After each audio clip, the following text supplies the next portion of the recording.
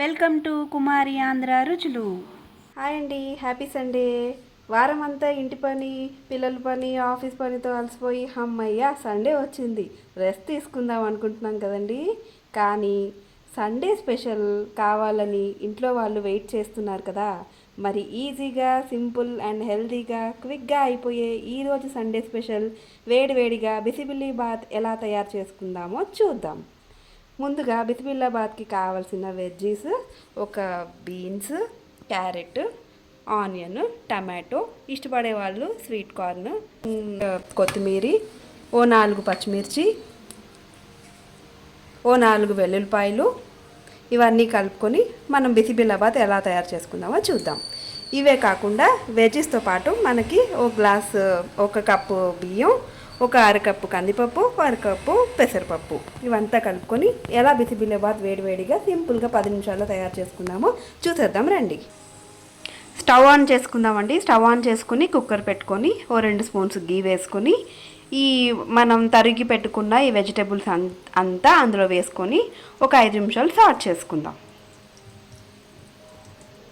ఇదిగోండి onion, tomato, తరిగి పెట్టుకున్న బీన్స్, క్యారెట్, స్వీట్ కార్న్,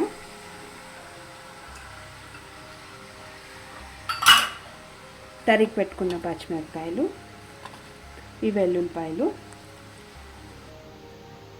అన్నీ మంచిగా ఇలా కలుపుకోండి. కొద్దిగా సాల్ట్ వేసుకోండి, త్వరగా ఫాస్ట్గా మగ్గడానికి సరిపడా సాల్ట్. కొద్దిగా పసుపు కూడా వేసుకుందాము మంచి కలర్ కోసము. కొద్దిగా సాంబార్ పొడి వేసుకుందామండి. నేను 1 గ్లాస్ కప్పు రైస్ చేస్తున్నాను కాబట్టి 3 చిన్న స్పూన్స్ సాంబార్ పొడి వేసుకున్నాను. ఏది చేసుకున్నాక 1 స్పూన్ ధనియా పౌడర్ వేసుకుందాము, టేస్ట్ బాగుంటుంది. కొంచెం 2 చిటికలు పెప్పర్ పొడి కూడా వేసుకుందామండి, ఘాటుగా బిసిబిల్లాబాద్ చాలా రుచిగా ఉంటుంది. ఇవన్నీ నీట్గా ఒకసారి బాగా కలుపుకొని మూత పెట్టుకుందాము. కూరలు ఒక 5 నిమిషాలు మగ్గాక అప్పుడు బియ్యము పప్పు అంతా కడుక్కొని వేసుకుని 2-3 విజిల్స్ తెప్పించుకుందాము. ఆ కూరలు మగ్గే లోపల పక్కన ఇంకో స్టవ్ ఆన్ చేసుకొని కొంచెం మూకుడు పెట్టుకొని మనం ఏం చేద్దామంటే కొంచెం జీలకర్ర, నెయ్యి వేసుకున్నానండి, 1 స్పూన్ నెయ్యి వేసుకొని కొంచెం జీలకర్ర, కొంచెం ఆవాలు, మళ్ళీ జీడిపప్పులు కూడా వేసుకుందాం, పిల్లలు బాగా ఇష్టంగా తింటారు. పైన బిసిబిల్లాబాద్ అయిపోయాక ఇవంతా కలిపి మళ్ళీ సాట్ చేసుకుందాం, వేయించి పక్కన పెట్టుకుందాం. ఇదిగోండి కూరలు మగ్గిపోయాయి. నేను కడిగిన బియ్యము, నీళ్ళు అంతా ఇందులో వేసి ఒక 4-5 విజిల్స్ తెప్పించుకుంటాను. కొంచెం విజిల్స్ ఎక్కువే తెప్పించుకుంటాం, ఎందుకంటే బిసిబిల్లాబాద్ మెత్తగా ఉడకాలి కాబట్టి. మెత్తగా ఉడికితే రుచిగా బాగుంటుంది.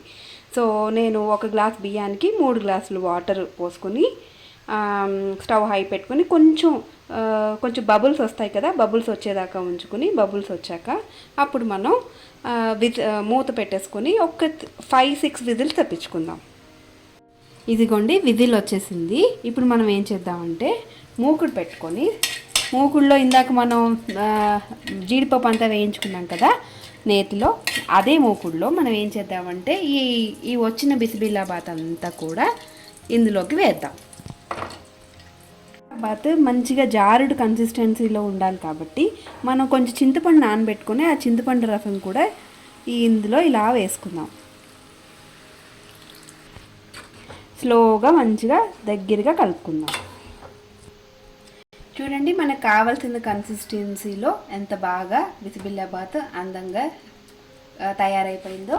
ఇప్పుడు పైన మనం కొంచెం కొత్తిమీర వేసుకొని ఒకసారి కలుపుకొని వేడివేడిగా సర్వ్ చేసేసుకోవడమే.